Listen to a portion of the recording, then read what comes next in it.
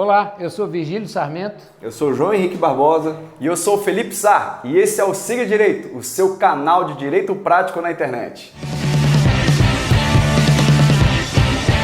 Então, meus amigos, qual é o nosso caso prático de hoje? Ô João, me permita aqui sugerir o seguinte. Muita gente tem dúvida sobre que tipo de cartório deve procurar para resolver determinado problema, né? Então tem muita gente, por exemplo, que quer registrar uma associação e comparece a um cartório de notas. Ou uma pessoa que quer fazer uma procuração e vai a um cartório de registro civil. Inclusive nós fizemos uma live sobre isso, né, Felipe?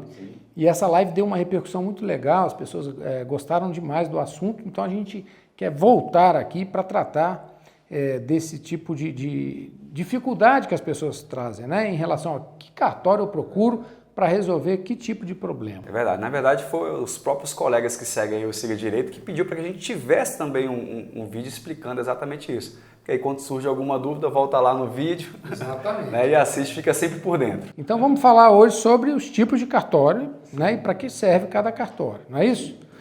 Acho que a gente pode começar pelo cartório de registro civil. Na verdade, assim, para compreender geral, os cartórios, eles possuem dois grupos, basicamente. Os cartórios de registro e os tabelionatos. Então a gente pode começar talvez aí pelo cartório de registro civil. O que vocês acham aí? Principalmente João? que é aquele cartório que, inevitavelmente, na vida de todos nós, em algum momento, nós teremos que ter algum registro lá. Né? Sem então, sombra de dúvida. O primeiro deles é o nosso nascimento. Então, ao nascer, o registro do nosso nascimento é feito no cartório de registro civil. Então, sem dúvida nenhuma, um dos cartórios mais importantes e que todos terão algum assento ali, algum registro realizado em algum momento. É verdade, é verdade. Virgílio, e se eu quiser, por exemplo, casar, para onde eu vou também, meu amigo? Aí você pode ir para o cartório de registro civil, que é o casamento civil, né, que pode ser feito só no cartório, ou ele pode ser religioso com efeitos civis. Então, de toda forma, é o cartório de registro civil da pessoa natural que é o responsável pelo nascimento, pelo casamento e também pelo óbito, né? Então, o registro de óbito, a pessoa faleceu, precisa ser feito esse registro. E a importância desse cartório, ela é muito grande, porque ela alimenta os dados oficiais. Então, você sabe quantas pessoas nasceram no Brasil no ano de 2020? Verdade. Né? Quem fornece essa informação para o IBGE são os cartórios de registro civil. Quantas pessoas se casaram, quantas se divorciaram, quantas morreram no ano de 2020? Cartório de registro civil. Então é um banco de dados e é um banco de dados muito confiável, né? Eu tenho notícias, inclusive, de colegas registradores que trabalham em cidades muito antigas, como Recife, Rio de Janeiro, Salvador. Eles guardam ali registros históricos de nascimentos acontecidos em 1600, 1700, 1800, né? E esses livros são guardados eternamente, é uma obrigação do registrador manter esse acervo totalmente disponível para que se forneçam certidões, né? Nós temos um colega que já teve um cartório e eu tive a oportunidade de ver um livro antes da proclamação da República, cara. Coisa interessantíssima, né? Manuscrito? Manuscrito, enfim. Antigamente o registrador ele tinha que ter a letra bonita para trabalhar. Exatamente. Graças a Deus isso mudou. Ainda bem. E um ponto importante e prático, né, na vida das pessoas que precisam do cartório de registro civil é que muita gente não sabe que, tirando uma certidão atualizada de nascimento de qualquer pessoa, lá constarão todos os registros inerentes à alteração de estado civil daquela pessoa. Então, por exemplo, se eu quero saber se uma pessoa é casada, se ela é divorciada, se ela é interditada, inclusive, eu tiro uma certidão de nascimento atualizada dela, que lá terão aquelas comunicações formalizadas nos cartórios, seja no casamento, seja no... Isso porque os cartórios de registro civil da pessoa natural se comunicam, né? Sim, então, exatamente. Eu nasci em Brasília, me casei no Rio e, eventualmente, morri em São Paulo, né? O cartório de São Paulo vai comunicar meu óbito ao cartório onde eu fui casado, que é o Rio de Janeiro, e ao cartório onde eu nasci. Então, todos os três cartórios terão atualizados aqueles dados relativos à minha pessoa. Hoje em dia tem uma base, né, Virgílio? Tem a central de registros, né? Registro Civil, a CRC, porque a tecnologia veio para ajudar, né? Então hoje há uma uniformização do procedimento, as certidões são iguais no Brasil inteiro, antigamente elas eram datilografadas ou manuscritas, hoje elas obedecem a um padrão do Conselho Nacional de Justiça e ela contém uma matrícula que é única no país. E com essa matrícula você consegue obter os dados. Então, basicamente, para a gente fazer aqui um bate-bola, se eu quiser registrar nascimento, cartório de registro civil das pessoas naturais. Perfeito. Basicamente, se eu quiser casar, cartório de registro civil das pessoas naturais. E se eventualmente eu precisar de registrar um óbito, cartório do registro civil das pessoas naturais. Exatamente. Então, o cartório de registro civil também tem outra funcionalidade. Qual que é, meus amigos? É o cartório de registro civil das pessoas naturais e o cartório de registro civil das pessoas jurídicas. O que é isso, né? Nem toda empresa é registrada na junta comercial, nem toda pessoa jurídica é registrada na junta comercial. As sociedades empresárias são, então, padaria, mercearia, supermercado, loja de roupa e tal, são sociedades empresárias, então elas são registradas na junta. Mas alguns tipos de sociedades ou de entidades que são registradas no cartório de registro civil das pessoas jurídicas. Então vamos dar exemplos aqui dos tipos de pessoas jurídicas que são registrados nos cartórios. Por exemplo, a associação é um tipo muito comum, né? Associações, clubes que precisam ser registrados, associações sem fins lucrativos, entre outros tipos de associação. Partido político, sociedade simples também. Verdade, é um tipo de... O que são sociedades simples, né? São aqueles profissionais liberais, por exemplo, um dentista, um fisioterapeuta, que exerce ele pessoalmente aquela atividade, ele não tem muitos funcionários, é ele ali, uma secretária e tal, ou um secretário, né? Ele faz esse registro. Então, igrejas também, partidos políticos também, né? São esse tipo de pessoas jurídicas. Escola de samba, né, meu amigo? Escola de samba. Isso fica para o episódio passado, né? Nós já falamos no episódio 15 das escolas de samba, né? Então, só para lembrar isso aí. E é um cartório também, como o de registro civil da pessoa natural, que ele conserva todas as alterações ocorridas em relação à pessoa jurídica. Então, por exemplo, eleição para presidente, né? Houve uma alteração do estatuto social, tudo aquilo fica registrado. Mudou diretoria e tal. Então, esse é o cartório de registro civil das pessoas jurídicas, né? Muito bom. Vamos para o próximo? Vamos lá. Além deles, nós temos o registro de títulos e documentos, né? Exatamente. Normalmente, os cartórios de registro civil que têm pessoas naturais, pessoas jurídicas, acumulam também a função de títulos e documentos, né, meus amigos? Não é uma obrigação, mas normalmente acontece em razão da uniformidade da matéria ali, né? Eu já trato do registro civil da pessoa jurídica, então eu já vou tratar também do registro de títulos e documentos. Mas basicamente o que faz um cartório de títulos e documentos? Por exemplo, eu tenho um contrato e esse contrato é particular. E eu quero conservá-lo de maneira que, se eu perder esse contrato, por exemplo, eu tenho um lugar que eu posso pegar. Então, eu vou ao cartório de títulos e documentos, cartório de registro civil de títulos e documentos, e peço para registrar aquele contrato, que ele vai ficar arquivado ali perante aquele cartório. Quer ver uma utilidade bem prática? Muita gente registra a carteira de trabalho com as páginas com o contrato de trabalho que já teve durante a vida. Então, por que as pessoas às vezes fazem isso? Para que no momento da aposentadoria ela precise comprovar que ela trabalhou em determinada empresa e comprovar perante o INSS que ela teve aquele tempo de trabalho. Então ela faz o registro da carteira de trabalho. Se ela perder a carteira, os registros estão lá. Então é um documento que fica público e guardado. Porque uma das atribuições, né, é guarda e conservação de documentos. Exato. E a competência do registro de títulos e documentos ela é residual, ou seja, tudo que não estiver especificamente destinado ao cartório de imóveis ou ao cartório de registro civil da pessoa natural cai necessariamente na competência do títulos e documentos. Outra coisa que registro de títulos e documentos faz é a notificação extrajudicial. Então eu preciso fazer uma notificação, eu preciso que alguém saiba que eu estou cobrando alguma providência. Por exemplo, eu quero que você saia do meu apartamento em 10 dias porque você não está pagando aluguel. É uma obrigação de fazer ou de não fazer, né, administrativa. Então eu vou lá ao cartório, preparo a notificação, ele vai fazer o registro dessa notificação e ele tem um mensageiro que vai até a pessoa a ser notificada e aí me devolve dizendo, olha, fulaninho recebeu a notificação e ele já está ciente de que você quer que ele saia do apartamento ou da casa no prazo X. Né? Então, a notificação é competência do cartório de títulos e documentos, não é isso? Exatamente. Vamos para o próximo. Isso. Assim, grosso modo é isso. Obviamente que a gente vai voltar com muito mais detalhes nesses assuntos. Nós vamos tratar cada cartório individualmente mais para frente. Mas essa conversa aqui é mais para a gente ter um panorama. Para onde eu tenho que ir, né? Exatamente. Continuando aí na área dos cartórios de registro, nós teremos então os cartórios de registro de imóveis, meus amigos. Eles são muito famosos, né? São os cartórios também bastante comuns. Muita gente acha que assim, a gente já falou isso aqui, eu tenho uma escritura, então eu sou dono. Não, você ainda não é dono. Exato. Você só será dono do imóvel quando você levar essa escritura que você tem para registrar, né? Você vai ao cartório de registro de imóveis e faz o registro daquela escritura. E aí o cartório de imóveis vai anotar o seguinte, olha, Felipe vendeu para o João Henrique, então agora o dono é o João Henrique, a partir do registro.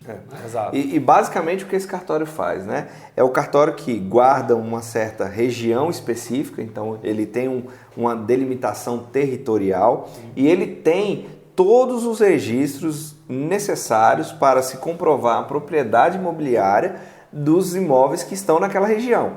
Exemplo, no caso aqui de Brasília, por exemplo, você tem o cartório que é responsável pela Asa Sul. Então, um cartório que tem todos os registros de todos os imóveis que estão localizados na Asa Sul. Então, se você quer saber quem é o dono daquele endereço específico, basta ir ao cartório de registro de imóveis que você vai ter essa informação. Ou seja, o cartório de registro de imóveis, ele guarda todo o histórico do imóvel, né? E também do proprietário. A gente não pode deixar de esquecer, né? E também do proprietário. Por exemplo, se eu tenho alguma ação que possa repercutir, por exemplo, no imóvel, aquela ação será anotada na matrícula do imóvel que eu possuo no cartório de registro de imóveis. E uma coisa que as pessoas perguntam muito, né?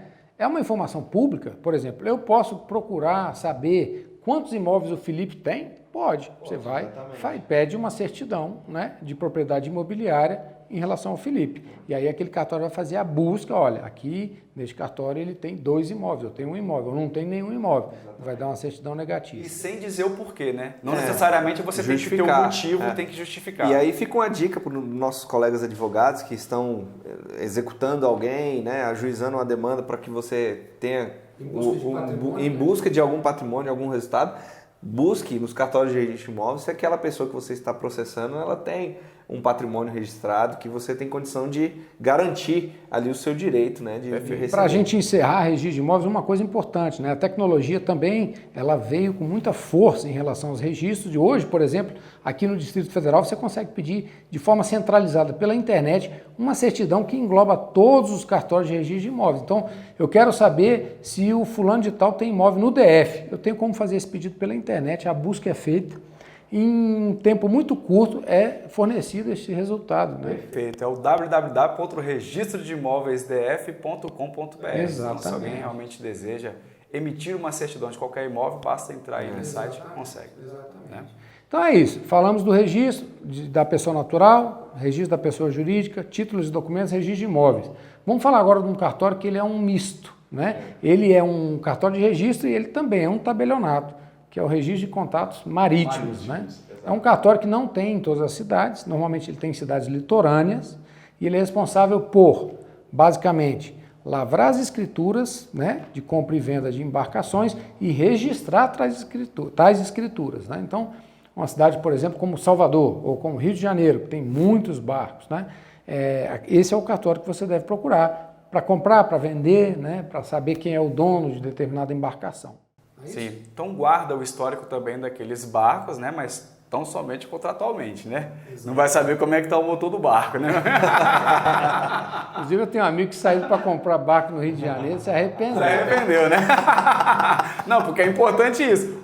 Você está comprando, mas ali é só por questão contratual. Você não está vendo o barco, né? Exatamente. E aí a gente pode entrar agora nos cartórios, nos tabelionatos, não é isso? Os tabelionatos, por exemplo, cartório de protesto de títulos, né? Eu acho que até aquela questão que todo mundo fala, você está com o nome sujo no cartório, hein? Tá com culpa no cartório. Eu acho que isso vem de cartório de protesto de títulos, né, meus amigos?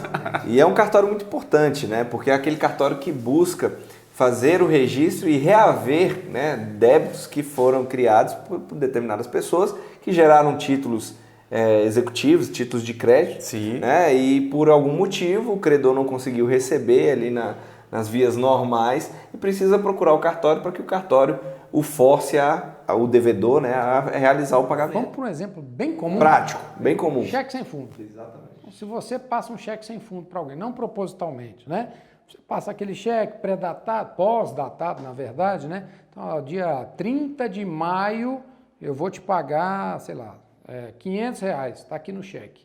E aí na hora que eu vou lá, eu vendi a mercadoria, todo feliz, vou ao banco, levo o cheque, o banco me devolve e fala, olha, sem fundos. Né? O que eu faço? Como é que eu faço para cobrar essa pessoa? Como é que eu faço para dar efetividade a esse crédito? Eu vou a um cartório de protesto e sem custo nenhum, eu dou entrada naquele cheque sem fundo, com a linha 11, que vem o carimbinho atrás, né? Quem é comerciante sabe bem o que eu estou falando, né?